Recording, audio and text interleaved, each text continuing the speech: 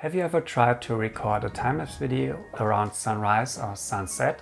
Well, this video I will show you now how to do that with this little guy here, the Gopro Hero 7, and I'll show you the settings and also how to process such a time-lapse. And yeah, if you ever tried it, you know that it can be a bit tricky because the brightness in the scene changes very fast around those times. So what you could either do is to use the AV mode of your camera and let the camera figure out the correct exposure times, trying to keep the brightness of the image relatively stable. What you could also do, you could use manual mode for everything. So basically, if you're shooting sunset, have everything set up manual, have it slightly overexposed, and then let just the time-lapse transition into darkness as the sun sets, and do the opposite at sunrise. And yeah, this could look nice, but the brightness will change in the image. Another method you could use is the so-called Holy Grail method. Here you also have everything at manual, and then every few minutes you just change the exposure times or even the ISO, trying to compensate for the changes in brightness. If you combine this method with tools like Timelapse, you can get awesome day-to-night or night-to-day time-lapses. But it also involves quite a bit of work. And yeah, even if you use the AV mode and let the camera do everything during the shoot, this can also result in sudden changes in the exposure, which are quite unpredictable. You get also kind of flicker, where I have another video about how to deal with it. So in the end, you often also have to do some post-processing work in Timelapse. So that's kind of the reason why in the past I didn't do many time-lapse videos. But this has changed since I bought this one here, the little GoPro Hero 7. And yeah, well, it might not be the best camera in terms of image quality. It certainly cannot compare with a DSLR or mirrorless camera.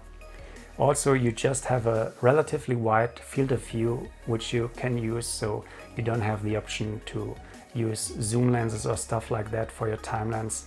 But aside from that, what this camera can do very good is have the automatic exposure adjustments. So you basically get a very stable brightness. I use this around sunrise, sunset for 1 hour, and the resulting time lapse is just very smooth, no flicker, not much work to do if I set it up correctly. And let me quickly go through the settings with you.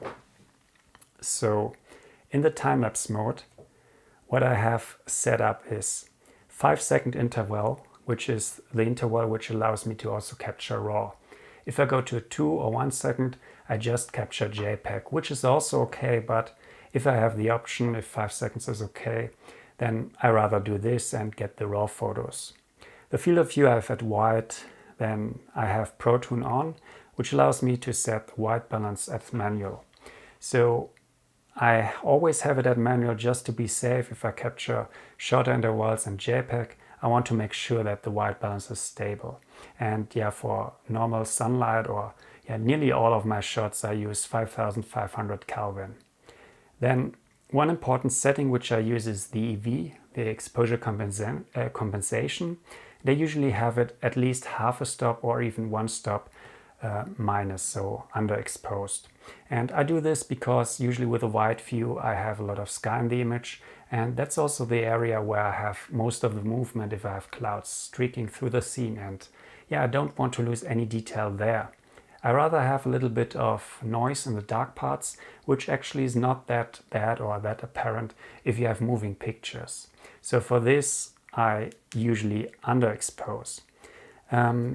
The final settings, which are very important, I set the ISO min and the ISO max both at 100.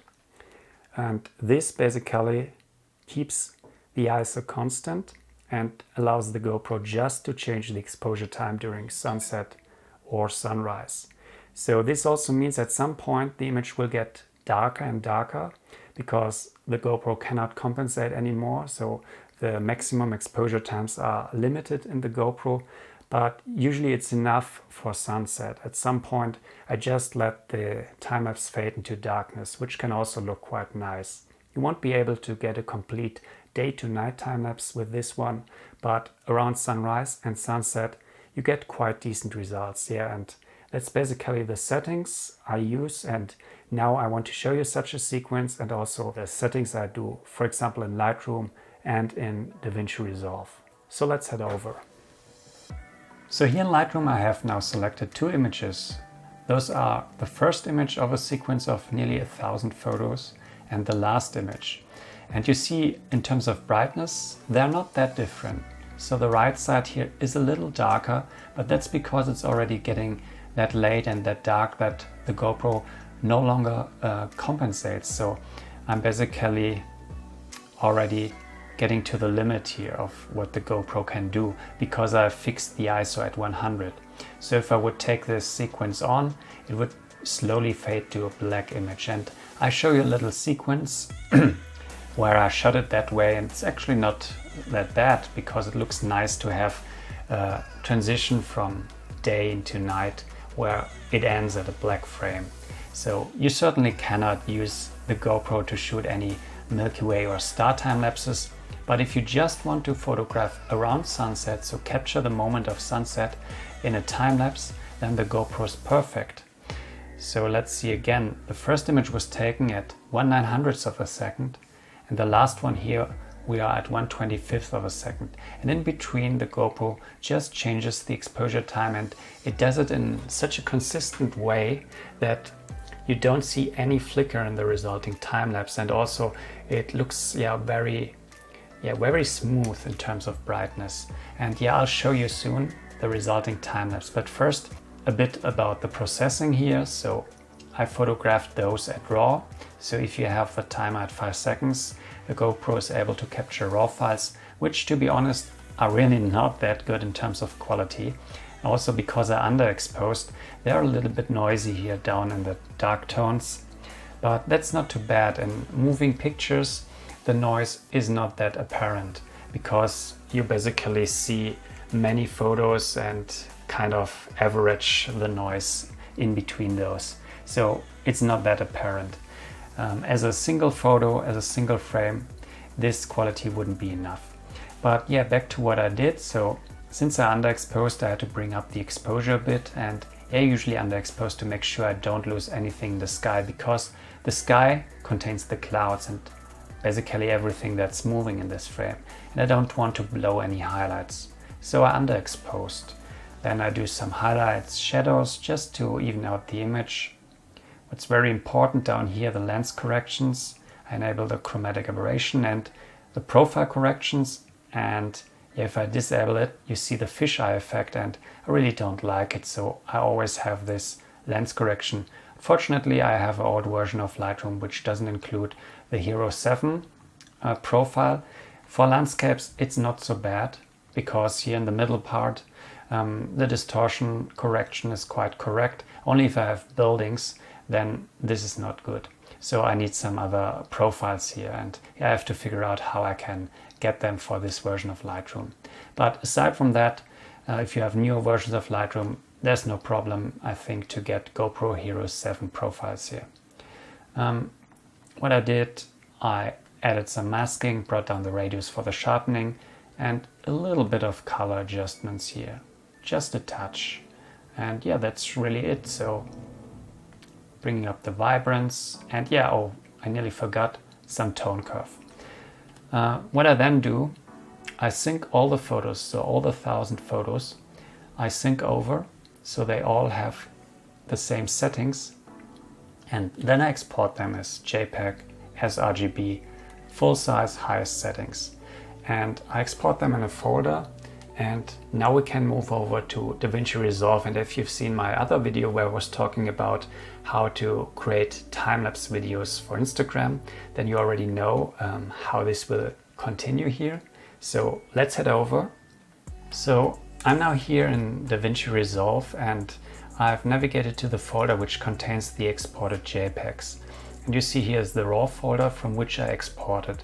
And there are two sequences already, which I already processed. And here's the sequence of the images which I just showed you.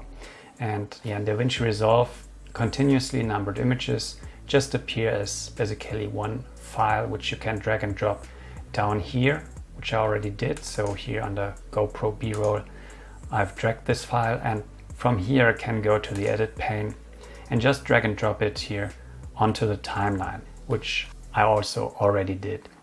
And now here in the timeline, what I usually do if we watch this, it's a little small here, but I've added a very slight zoom effect. So this is basically here on the right. If you're in Davinci Resolve, you have some transform settings, and down here you get this dynamic zoom. And you can also click on this button here and configure the zoom. So tell it how much it should zoom in, if it should also include a shift, and then you can basically give a little motion to this time lapse. And this is what I did. So you see how it slowly zooms in, the clouds move very nicely across the sky, and there's no flicker at all. And that's really very good, because I don't need to do any post-processing. It comes out of the GoPro, I just do some settings in Lightroom, export it, drop it into Davinci Resolve, and I'm done. And this is quite a fast workflow. I mean, those time lapses, they can't compare with any time lapse you could shoot with a DSLR in terms of quality, also in terms of lens choice. But if you just want to capture a wide scene where you have moving clouds, just grab the GoPro if you have it, set it up the way I described in the beginning, and just let it run over maybe an hour even, if you have charged your batteries, and get a very nice time lapse with zero effort nearly.